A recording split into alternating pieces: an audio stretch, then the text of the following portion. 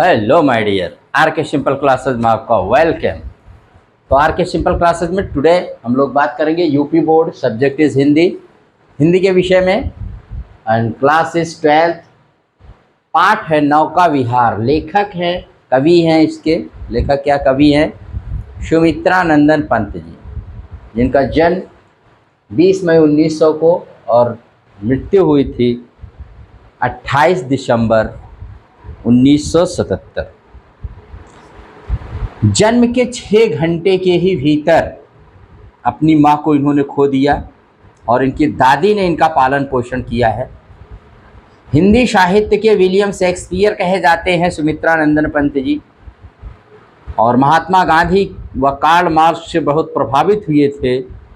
और महानायक अमिताभ बच्चन को अमिताभ नाम इन्होंने ही दिया था। अमिताभ नाम जो था सुमित्रा नंदन पंत जी ने ही दिया था। अरविंद घोष व हरिवंश राय बच्चन के साथ बड़ा समय उन्होंने गुजारा था। जब बड़े भाई अपनी पत्नी को मधुर मुख स्वर में कविता सुनाते थे तो ये किवाड़ की ओट में सुनते थे और खुद भी कविता करते थे। यानी बड़े भाई की कविता सुन सुन करके जब इनकी भाभी सुनती थी, ये भी सुनते थे और कविता करते थे, चुपके चुपके, धीरे धीरे। राम के भाई लक्ष्मण से इतना प्रभावित हुए कि इन्होंने अपना नाम गोसाई दत्त से बदलकर सुमित्रा नंदन, सुमित्रा के नंदन यानी सुमित्रा नंदन रख कर लिया। और नेपोलियन के युवा अवस्था के चित्र से इतना प्रभावित हुए कि अपने लंबे एवं घुंघराले बाल रखे थे। फ्रांस का शासक था नेपोलियन। और सुंदर काया व दुबली पतली काया होने के कारण स्कूल के नाटकों में इनको हमेशा स्त्री का रोल दिया जाता था। जब ये नाटक खेलते थे तो स्त्री का ही रोल ये हमेशा पाते थे। इनकी प्रमुख रचनाएं हैं काव्य रचनाओं वीणा, उच्छ्वास, पल्लव, गुंजन, ग्रंथि, युगांत, युगवाणी, ग्राम्या, सूर्य किरण, युगांतर, उत्तरा, चिदंबरा, कला और बूढ़ा चाँद, लोकायतन। गीत नाट्य में ज्योत्सना, रजत शिखर, अंतिमा है। उपन्यास में हार है। कहानी संग्रह 5 कहानियां हैं इनकी। और कला और बूढ़ा चाँद पर इनको साहित्य अकादमी पुरस्कार, लोकायतन पर सोवियत पुरस्कार, चिदंबरा पर भारतीय ज्ञानपीठ पुरस्कार और 1961 में इनको पद्म भूषण से सम्मानित किया गया। ये बहुत सी संक्षिप्त इनका जीवन परिचय मैंने यहाँ देने की कोशिश की है, क्योंकि आगे मुझे लेसन पढ़ाना है। आज की जो इनकी प्रस्तुत रचना है और जिसका नाम है नौका विहार। आपके यहाँ 3 रचनाएं हैं 12th क्लास के बच्चों, साहित्यिक जो स्पेशली हैं। नौका विहार है, परिवर्तन है, बापू के प्रति है। तो आज हम लेकर के यहाँ पर प्रेजेंट हैं नौका विहार। आइए नौका विहार के बारे में आपको बताते हैं थोड़ा सा। ये नौका विहार उन्होंने लिखा है जब वो प्रतापगढ़ में रहते थे। उत्तर प्रदेश का एक जिला है प्रतापगढ़। इसके बारे में एक कहावत है कि 100 पढ़ा न एक प्रताप गढ़ा। उस प्रतापगढ़ में ये रहते थे, काला कांकर रियासत में। बहुत बड़ी रियासत हमारे यहाँ थी, काला कांकर की रियासत। हालांकि प्रतापगढ़ ही रजवाड़ों का स्थान है, वहाँ राजाओं के गढ़ हैं, इसीलिए प्रतापगढ़ है। राजा प्रताप बहादुर सिंह के नाम पर इसका नाम प्रतापगढ़ रखा गया है। इसका पुराना नाम बेल्हा हुआ करता था। जो बड़े बुजुर्ग हैं उसको बेल्हा कहते थे। जो सई नदी के किनारे एक बेल्हा माई जी का मंदिर है, बेल्हा धाम, उसी पर इसका पुराना नाम था। और बाद में अंग्रेज़ों के समय में इसका प्रतापगढ़ नाम किया गया, राजा प्रताप बहादुर सिंह के नाम पर।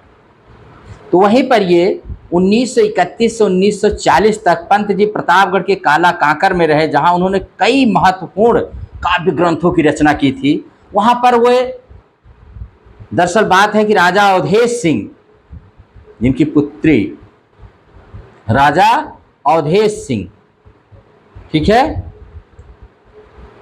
जो पिता थे राजा दिनेश प्रताप सिंह के, जो हमारे देश के विदेश मंत्री भी रहे हैं, और उनकी पुत्री जो रत्ना सिंह जी हैं, वो हमारे यहाँ की सांसद भी रही प्रतापगढ़ की। और राजा अवधेश सिंह विदेशी वस्त्रों की होली जलाने से काफ़ी ये प्रभावित हुए थे। तो बड़ा ऐतिहासिक रहा है काला कांकर का इतिहास। बहुत बढ़ चढ़ के स्वतंत्रता संग्राम में भाग लिए थे वहाँ के रजवाड़ों ने। वहीं पर ये तो काला काकर का जो राजभवन है ना, राजाओं का भवन जिसमें रहते हैं वो लोग रहते थे, वो एकदम गंगा के किनारे ही है, तट पर। और वहीं पर ये नक्षत्र कुटिया बना के रहते थे। एकदम सुरम्य वातावरण आप पाएंगे प्रकृति का, नक्षत्र कुटिया, वहीं पर रहते थे। और वहां पर रह करके इन्होंने बड़े ही काव्य, अच्छे काव्य ग्रंथों की रचना की थी। काला काकर के राजभवन के पास एक टीला पर, जैसे था भीटा जिसे कहते हैं, भीटा पर जिसे पर वो रहते थे, एकदम गंगा के किनारे और प्रकृति की गोद में है, जिसे नक्षत्र कुटिया कहते हैं। और रूपाभ पत्र यहीं से उन्होंने निकाला था। और काला काकर में ही रचित काव्य ग्रंथ है जैसे ग्राम्या, गुंजन, पतझर, स्वर्ण किरण, नौका विहार, यही से। तो जो नौका विहार जो रचना है ये गुंजन से लिया गया है। गुंजन रचना उन्होंने वहीं पर किया था और बड़ी सुंदर रचना है गुंजन, वहीं पर उन्होंने लिखा था, वहीं से ये हमारा पाठ लिया गया है, गुंजन नामक इनके काव्य ग्रंथ से। तो नौका विहार आप जानते हैं, मैंने कहा ना कि एकदम गंगा जी के किनारे ही है। और वहीं पर ये गंगा जी में जब नौका विहार बोटिंग करने निकलते हैं तो वहाँ पर इन्होंने जो उस समय गंगा की सुंदरता देखी, प्रकृति की सुंदरता देखी, जो इन्होंने महसूस किया है, कहीं न कहीं उसी को यहाँ पर दर्शाया गया है। यस, चांदनी रात की प्राकृतिक सुषमा के वातावरण में गंगा में नौका विहार करते हुए जो अलौकिक आनंद की अनुभूति, सहज सौंदर्य का बोध, मनोरम कल्पनाओं का अंतस्थ सूक्ष्म संवेदन यहाँ पर सुमित्रा नंदन पंत जी को होता है, उसी का यहाँ चित्रात्मक अंकन किया गया है। जल में प्रतिबिंबित तारा, चंद्रमा, आकाश आदि की छवि का अंकन और गंगा के अपूर्व सौंदर्य का चित्रण करते हुए कवि जीवन धारा के उद्गम और सतत प्रवाह का वर्णन कर जीवन के चरम सत्य का उद्घाटन करता है। हमारा कवि नौका विहार के साथ वो पूरे जीवन का संदेश देने की यहाँ पर कोशिश करते हैं। तो आइए इसका रसास्वादन किया जाए, इसका नौका विहार का। चलिए काव्य पाठ करते हैं। शांत स्निग्ध ज्योत्सना उज्जल, अपलक अनंत नीरव, भूतल शैकत सैया पर दुग्ध धवल, तन वंगी गंगा ग्रीष्म विरल। लेटी है शांत क्लांत निश्चल, तापस बाला गंगा निर्मल, शशिमुख से दीप्त मृदुल कर तल, लहरे उर पर कोमल कुंतल। गोरे अंगों पर सिहर सिहर, गोरे अंगों पर सिहर सिहर, लहराता तार तरल सुंदर, चंचल अंचल सा नीलांबर, कि चंचल अंचल सा नीलांबर। साड़ी की सिकुड़न सी जिस पर सस की रेशमी विभा से भर, सिमटी है वर्तुल मृदुल लहर, सिमटी है वर्तुल मृदुल लहर। कितना सुंदर वर्णन है। स्निग्ध माने तरल शीतल, ज्योत्सना माने चांदनी, उज्ज्वल माने सफ़ेद, अपलक माने एकटक, अनंत माने जिसका अंत ना हो यानी आकाश, नीरव माने शांत निःशब्द, भूतल माने पृथ्वी, शैकत माने बालू रेत, सैया माने सेज, दुग्ध माने दूध, धवल माने सफ़ेद, तनवंगी माने पतली, ग्रीष्म विरल गर्मी के कारण, और शिथिल पड़ गई हुई, श्रांत माने थकी हुई, क्लांत माने शिथिल, निश्चल माने प्रवाहहीन, तापस बाला तपस्विनी बालिका, और निर्मल माने स्वच्छ, शशिमुख माने चंद्रमा के समान, दीप्त माने प्रकाशित, और मृदु करतल माने कोमल हथेली, उर माने छाती, कुंतल माने केस या बाल, तार तरल माने तारों के समान चंचल, नीलांबर माने नीले आकाश रूपी वस्त्र, विभा माने चमक, वर्तुल माने गोलाकार या टेढ़ी। यहाँ पर कवि रात में, चांदनी रात में जब वो नौका विहार कर रहे हैं तो वहाँ पर लिख रहे हैं, गंगा की नायिका के रूप में उन्होंने बताया है कि चारों ओर शांत तरल एवं उज्जवल चांदनी छिटकी हुई है। आकाश टकटकी बांधे पृथ्वी को देख रहा है। पृथ्वी अत्यधिक शांत व शब्द रहित है। शांत स्निग्ध ज्योत्सना उज्जवल और ऐसी मनोहर व शांत वातावरण में क्षीण धार वाली गंगा बालू के बीच मंद मंद बहती हुई ऐसी प्रतीत हो रही मानो कोई छरहरे दुबले पतले शरीर वाली सुंदर युवती दूध जैसे सफेद सैया पर गर्मी से व्याकुल होकर थकी मुरझाई हुई शांत लेटी हुई है। आगे कवि जी कह रहे हैं कि गंगा के जल में जब चंद्रमा का छाया पड़ती है तो ऐसा प्रतीत हो रहा है जैसे गंगा कोई तपस्विनी अपने चंद्रमुख को अपने ही कोमल हाथों पर रख कर लेटी हुई और छोटी छोटी लहरें उसके वक्षस्थल पर ऐसे प्रतीत हो रही मानो लहराते हुए कोमल केस हैं। तारों भरे आकाश की चंचल छाया या परछाई जब गंगा पर पड़ती है तो ऐसा प्रतीत होता मानो गंगा रूपी तपस्विनी बाला के गोरे गोरे अंगों के स्पर्श से बार बार कांपता तारों जुड़ा उसका नीला आंचल लहरा रहा हो। उस आकाश रूपी नीले आंचल पर चंद्रमा की कोमल चांदनी में प्रकाशित छोटी छोटी कोमल टेढ़ी बलकाती हुई लहरें ऐसे प्रतीत मानो लेटने के कारण उसकी रेशमी साड़ी में सिलवट पड़ गई है। ठीक है, जैसे गंगा गर्मी के दिनों में जब छोटा पतली सी हो जाती है तो वही एक सुंदर तपस्विनी बाला के रूप में यहाँ पर वर्णन किया गया है हमारे कवि महोदय के द्वारा। आगे देखते हैं तो पहला यहाँ पर ऐसे ही दिया गया है।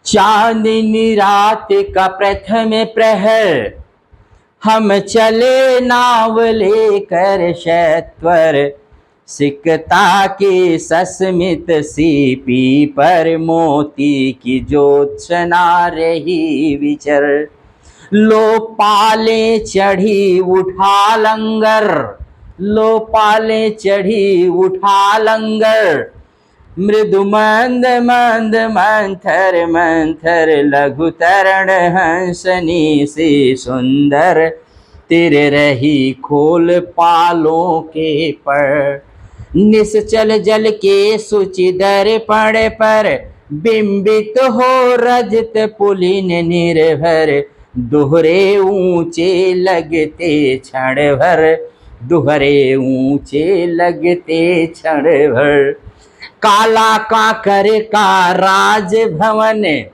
काला काकर का राज भवन सोया लज में निश्चिंत प्रमन पलकों पर वैभव स्वप्न सघन पलकों पर वैभव स्वप्न सघन।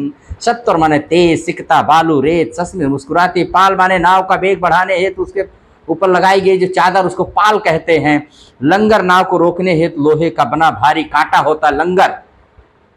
मृदु माने मधुर मंद मंद धीमे धीमे मंथर माने धीरे लघु तरण छोटी नाव तिर तिर तिर रही माने तैर रही पर माने पक सुच माने स्वच्छ बिंबित माने प्रतिछाया और रजित पुलिन माने चांद का चमकता हुआ किनारा रुपहले किनारे प्रमन माने शांत वैभव माने ऐश्वर्य सघन माने प्रचुर। यहाँ नौका विहार का चांदनी रात में जब वो रात में घूम रहे हैं छोटी सी नाव में तो उसका बड़ा सुंदर वर्णन कर रहे हैं।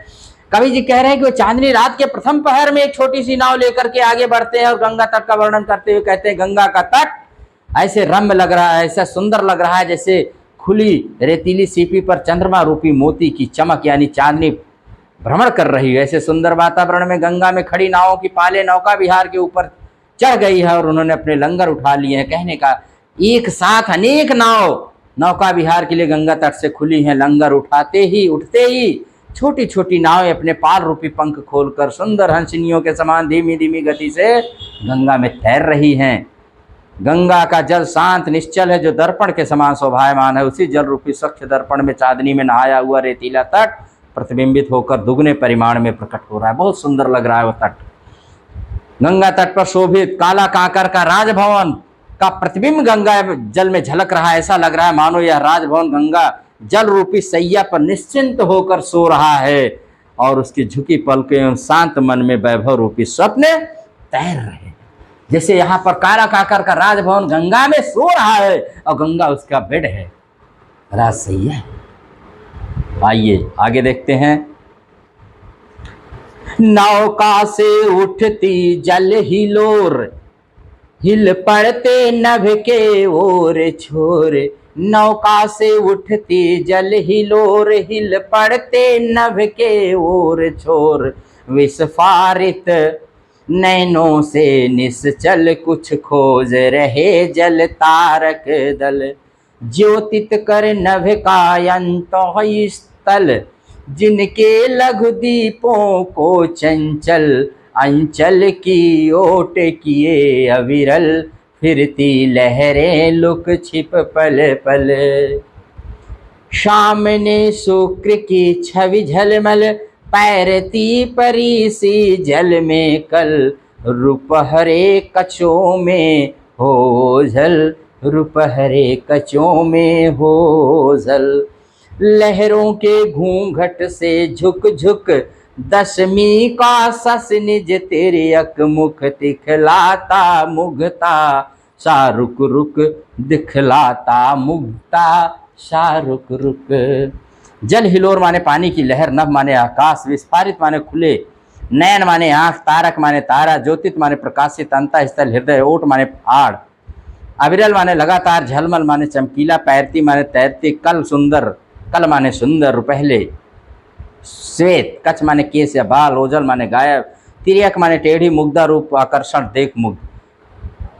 गंगा की यहाँ पर अपूर्व छटा का वर्णन करते हुए कवि कहते हैं कि नौका चलने के कारण जल में जो तरंगे उठती हैं, जिससे जल में प्रतिबिंबित आकाश इस छोर से उस छोर तक हिलता हुआ प्रतीत होता है, और जल में पड़ती तारों की परछाई को देखकर ऐसा लगता है मानो तारों का दल जल के अंदर के भाग में प्रकाश फैलाकर अपनी आंखें फाड़ फाड़ कर कुछ ढूंढ रहा है, जैसे तारे उसके अंदर कुछ ढूंढ रहे हैं, भैया क्या है इसमें,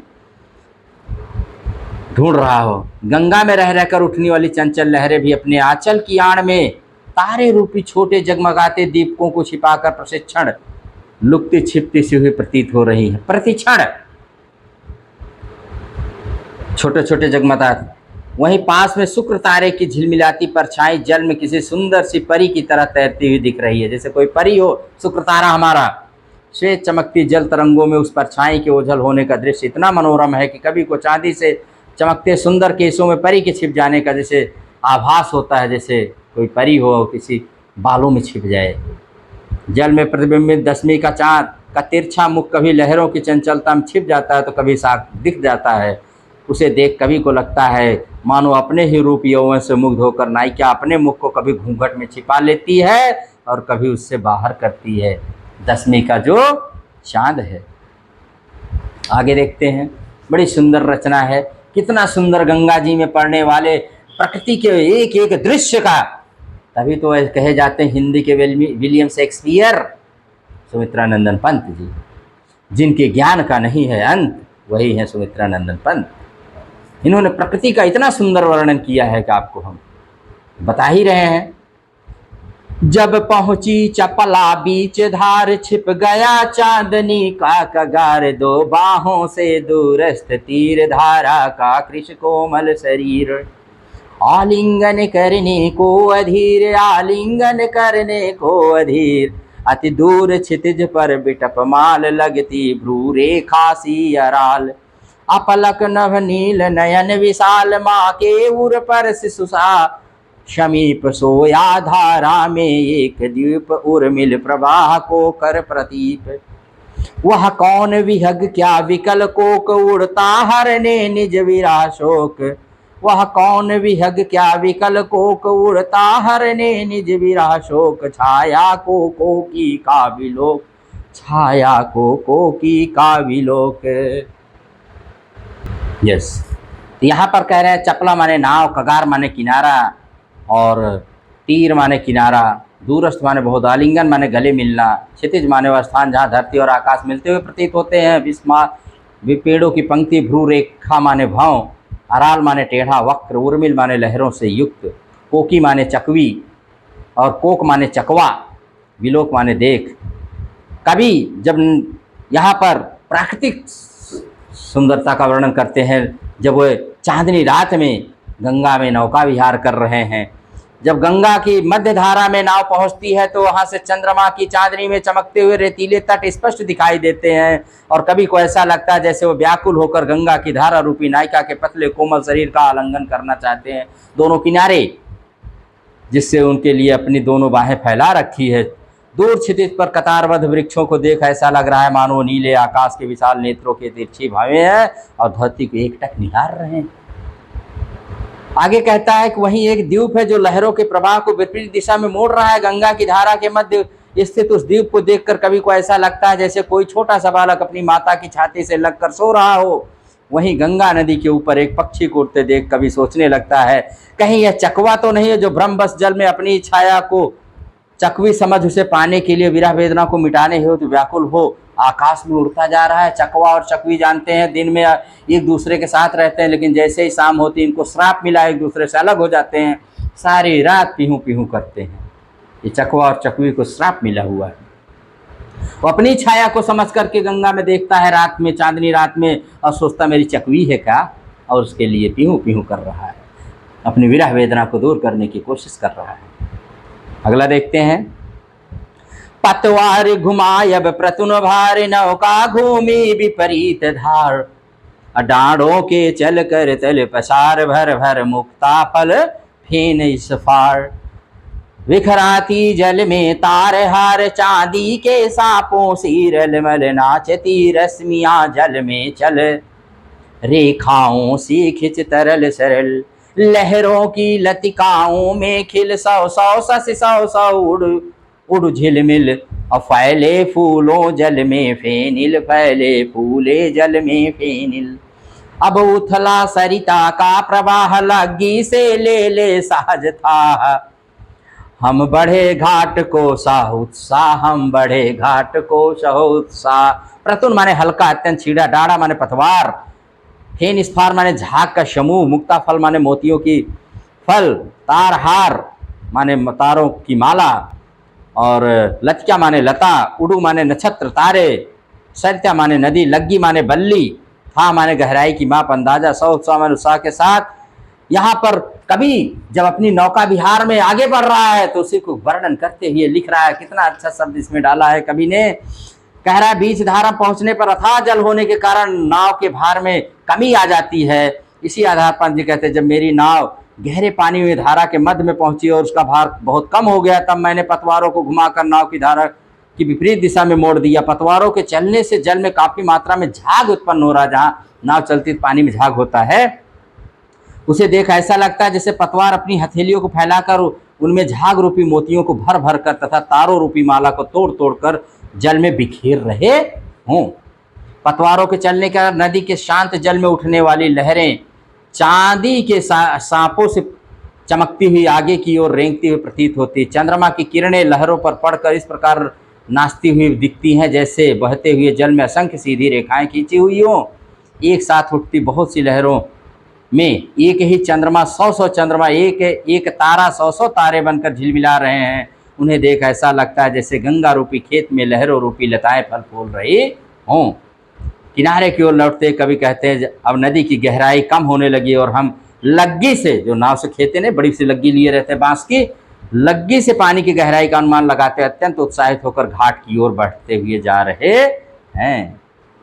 और अंतिम पद्यांश यहाँ पर है भाई, ज्यों ज्यों लगती है नाव पार उर के आलोकित सत विचार, इस धारा साही जग का क्रम शाश्वत, इस जीवन का उद्गम शाश्वत है गति, शाश्वत संगम, शाश्वत नभ का नीला विकास, शाश्वत ससिका यह रजत हास, शाश्वत लघु लहरों का विलास।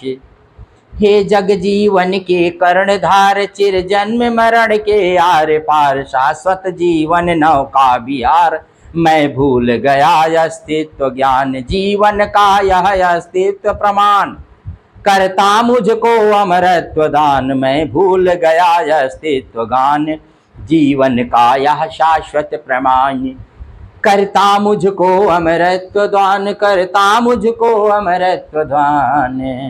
यहाँ पर कवि कह रहा है कि आलोकित माने प्रकाशित, सत्य माने सौ, क्रम माने सिलसिला, और शाश्वत माने अमर चिंतन, अमर चिरंतन, उद्गम उत्पत्ति संगम मिलन, रजत हास, चंद्रमा के समान हंसी, विलास माने खेल, कर्णधार माझी नाव को खेने वाला, चिर माने पुराना, मरण माने मृत्यु, अस्तित्व ज्ञान माने अपनी सत्ता का ज्ञान, ईश्वर की अमरता का ज्ञान, प्रमाण माने सबूत, अमृत माने अमरता। यहाँ पर कवि अब देखो अमरता की तरफ, इसी नौका विहार से शाश्वतता का नियम, चिर माने कभी न समाप्त होने वाले जीवन को इससे तुलना करता है। कवि कहता है जैसे जैसे हमारी नौका दूसरे किनारे की ओर बढ़ती वैसे वैसे हमारे हृदय में सैकड़ों विचार उठते हैं और ऐसा लगता मानो संसार का भी क्रम इस जलधारा के समान ही है। जिस प्रकार धारा निरंतर बहती चली आ रही है, आगे बह चुकी है, पीछे का स्थान जल ले लेता, उसी प्रकार जीवन का बहाव भी निरंतर है, जलधारा के समान ही जीवन का विस्तार शाश्वत है। जीवन का क्रम धारा की तरह कभी न टूटने वाला है। कभी हम मरते हैं, कभी जीते हैं, जीवन का क्रम ऐसे चलता रहता है। कभी कहते हैं आकाश का विस्तार शाश्वत है, चंद्रमा की चांदनी जैसी हंसी, चांदनी भी चिरस्थायी है, लहरों का ऐश्वर्य भी निरंतर बना रहता है। कभी कहता है संसार की जीवन रूपी नौका को चलाने वाले ईश्वर जीवन की गति में जन्म एवं मृत्यु का शाश्वत कर्म बनाए रखते हैं। जीवन का क्रम कैसे बना रहता है? जन्म और मृत्यु से जीवन रूपी नौका का विहार कर निरंतर होता रहता है। कभी कहते हैं चिंतनशील होकर मैं अपने अस्तित्व का सत्ता का ज्ञान भूल गया, जीवन की शाश्वतता का जलधारा रूपी यह शाश्वत प्रमाण मुझे अमरत्व प्रदान करता है। आइए इस पूरे नौका विहार का शुरू से लेकर अंत तक काव्य पाठ एक बार फिर से कर देते हैं। बार बार इसको सुनिए और ऐसे ही पढ़िएगा। शांत स्निग्ध ज्वात्सना उज्जल अपलक अनंत नीरव भूतल सैकत सैया पर दुग्ध धवल तन वंगी गंगा ग्रीष्म विरल लेटी है श्रांत क्लांत निश्चल तापश बाला गंगा निर्मल शशिमुख से दीपित मृदु करतल उर लहरे उर पर कोमल कुंतल गोरे अंगों पर सिहर सिहर लहराता तार तरल सुंदर चंचल अंचल सा नीलांबर चंचल अंचल सा नीलांबर साड़ी सी सिकुड़न सी जिस पर सस की रेशमी विभा से वर सिमटी है वरतुल मृदुल लहर सिमटी है वरतुल मृदुल लहर चांदनी रात का प्रथम प्रहर हम चले नाव लेकर शत्वर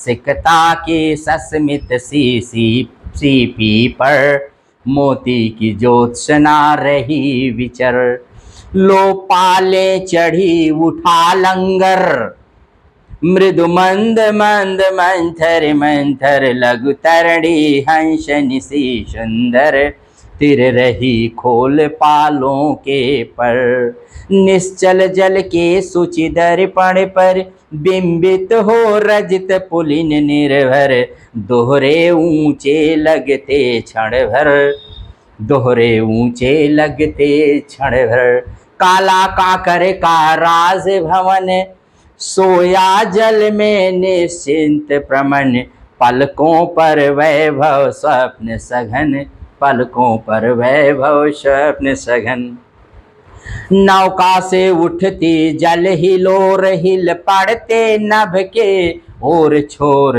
विस्फारित नैनों से निश्चल कुछ खोज रहे चल चल तार के दल ज्योतित कर जल का अंता स्थल जिनके लघु दीपों को चंचल अंचल की ओट किए अविरल फिरती लहरें लुक छिप पल पल फिरती लहरें लुक छिप पल पल सामने शुक्र की छवि झलमल पैरती परी सी जल में कल रुपहरे कचों में हो झल रुपहरे कचों में हो झल लहरों के घूंघट से झुक झुक दसवीं का सस निज तिर्यक मुख दिखलाता मुग्धा सा रुक रुक दिखलाता मुग्धा सा रुक रुक जब पहुंची चपला बीच धार छिप गया चांदनी का कगार दो बाहों से दूरस्थ तीर धारा का कृष कोमल शरीर दो बाहों से दूरस्थ तीर धारा का कृष कोमल शरीर आलिंगन करने को अधीर आलिंगन करने को अधीर अति दूर क्षितिज पर विटप माल लगती, भ्रू रेखा सी अराल, अपलक नवनील नयन विशाल, अपलक नवनील नयन विशाल।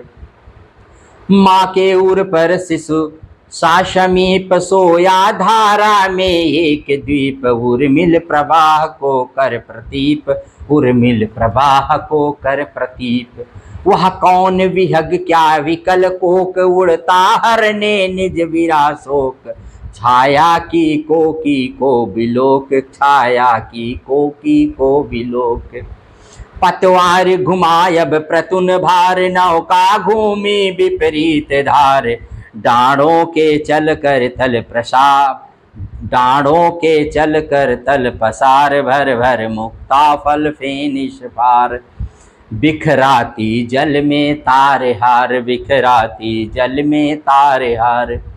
चांदी के सांपों सी रलमल नाचती रश्मियां जल में चल, रेखाओं से खिंच तरल सरल, रेखाओं से खिंच तरल सरल। लहरों की लतिकाओं में खिल, लहरों की लतिकाओं में खिल, सौ सौ सस सौ सौ उड़ झिलमिल, फैले फूले जल में फेनिल, फैले फूले जल में फेनिल। अब उथला सरिता का प्रवाह, अब उथला सरिता का प्रवाह, लगी से ले ले सहज था, हम बढ़े घाट को सहो उत्साह, हम बढ़े घाट को सहो उत्साह। ज्यों ज्यों लगती नाव पार, ज्यों ज्यों लगती नाव पार, उर में आलोकित सत्य विचार, इस धारा सा, इस धारा सी जग का क्रम, इस धारा सी जग का क्रम, शाश्वत इस जीवन का उद्गम, शाश्वत इस जीवन का उद्गम। शाश्वत है गति शाश्वत संगम, शाश्वत गति है शाश्वत संगम। शाश्वत नभ का नीला विकास, शाश्वत नभ का नीला विकास, शाश्वत शशिका यह रजत हास, शाश्वत लघु लहरों का विकास, शाश्वत लघु लहरों का विलास। हे जग जीवन के कर्णधार, हे जग जीवन के कर्णधार, चिर जन्म मरण के आर पार, शाश्वत जीवन नौका विहार, शाश्वत जीवन नौका विहार। मैं भूल गया अस्तित्व गान, मैं भूल गया अस्तित्व ज्ञान, जीवन का यह शाश्वत प्रमाण, करता मुझको अमरत्व दान, करता मुझको अमरत्व दान। इस तरह से आप पूरी कविता पाठ करिए और देखिए कितनी सुंदरता गंगा मैया की, सुमित्रानंदन पंत और इस पूरी प्रकृति की सुंदरता को उन्होंने इस कविता नौका विहार में भर दिया है। तो अगर आपको ये पसंद आए तो आप इसको लाइक और शेयर जरूर करिएगा और कविता पाठ को ऐसे ही पाठ करिएगा ताकि इसके शब्दों को आत्मसात करिए और उसकी खुशी को महसूस करिए जो कभी ने महसूस किया है, तभी आप सफल होंगे इसको समझने और जानने में। इसी के साथ इस क्लास को यहीं पर हम एंड करते हैं, समाप्त करते हैं आज की क्लास। फिर मिलेंगे नेक्स्ट क्लास में, तब तक के लिए आपको क्या कहें भाई, पढ़ते रहिए, आगे बढ़ते रहिए। पढ़े भारत बड़े भारत। इसी के साथ क्लास को यहीं पर समाप्त करते हैं। Thank you very much.